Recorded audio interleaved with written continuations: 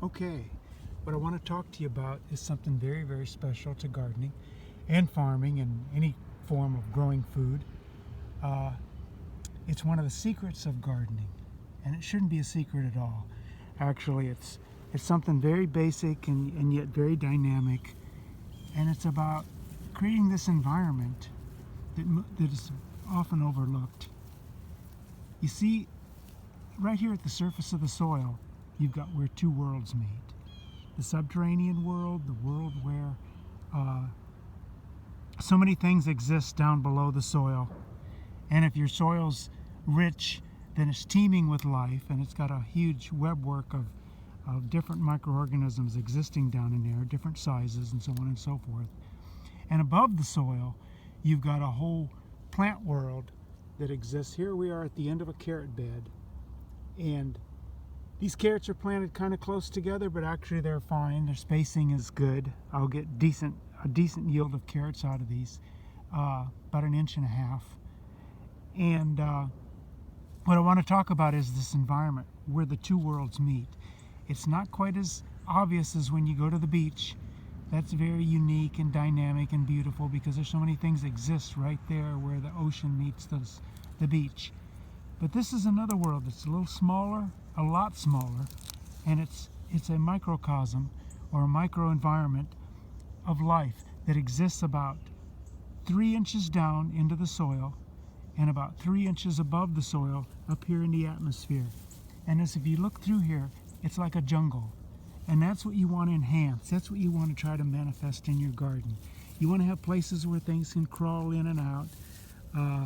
You want to have places where there are so many life forms that exist in that space.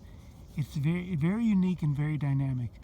There are things that only exist in the first couple, 3 inches down below the soil, and it only exists in a couple, 3 inches above the soil.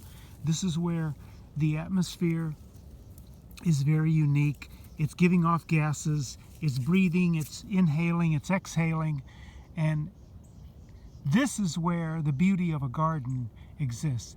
And if you can manifest that in your garden, then you've got one of the secrets that hopefully you'll share with other people, because it definitely doesn't need to be a secret. So that's what I want to encourage you to think about and hopefully start to practice the idea of creating these environments, because most people open soil up and leave it bare, plant in rows. They've got a lot of bare soil. No, that isn't how it works. How it works is to create an atmosphere that's like this jungle down in here. This could be the same way it works if you got a group of beets, if you've got a bunch of snow peas or sugar snap peas, beans, broccoli, anything you've got planted intensely like that on the surface of the soil creates the same environment. And this is this environment that creates a dynamic life force. And that's what biodynamics is all about. That's what regenerative gardening is all about. And that's what I'm all about.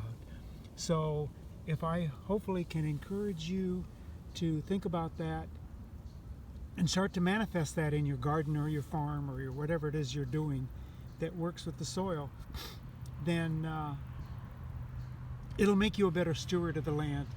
And that's what regenerative gardening is one of the basic principles to regenerative gardening. All right, thank you very much. And this is all stuff that's detailed in my book, Radical Regenerative Gardening and Farming.